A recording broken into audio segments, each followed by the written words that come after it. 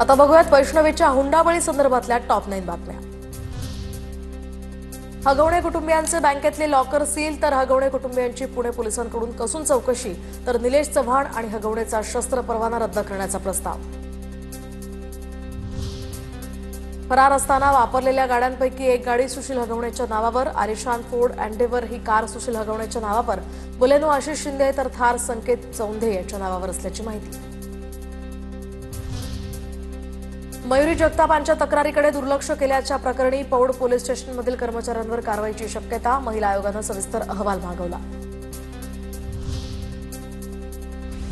वैष्णवी मृत्यू प्रकरणात निलेश चव्हाणच्या अडचणी वाढल्या, तर बाळाच्या सुरक्षेला धोका निर्माण केल्यानं निलेश विरोधात कलम लावली। दरम्यान हुंडाबळी प्रकरणामध्ये दाखल केलेल्या गुन्ह्यातील कलमांमध्येही वाढ, निलेश चव्हाणचा पुणे आणि पिंपरी चिंचवड पोलिसांकडून सध्या शोध सुरू।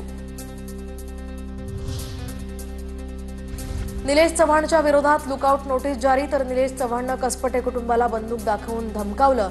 निलेश चव्हाण सध्या फरार, पोलिसांकडून शोध सुरू। पद जातं या भीतीनं प्रचंड खळबळ उडाली आहे। रोहिणी खडसेंची रुपाली चाकणकरांवर जोरदार टीका, विरोधात पोस्ट केल्यानं कार्यकर्त्यांना धमकावण्याच्या सुपाऱ्या, महिलांना काय विरोध करण्याची मुभा राहिली नाही, रोहिणी खडसेंचा आरोप। चिल्लरबाईला अध्यक्षपदी ठेवलं, चाकणकरांकडून राज्यातील पीडित महिलांना न्याय मिळणारच नाही, ठाकरेंच्या शिवसेनेच्या नेत्या किशोरी पेडणेकरांचा चाकणकरांवर निशाणा। मयुरी जगताप यांच्या तक्रारीकडे दुर्लक्ष केल्याप्रकरणी पौड पोलीस स्टेशनमधील कर्मचाऱ्यांवर कारवाईची शक्यता, महिला आयोगानं या प्रकरणी अहवाल मागवला। दरम्यान नोव्हेंबर 2024 मध्ये मयुरी यांनी हगवणे कुटुंबाविरोधात तक्रार केली होती।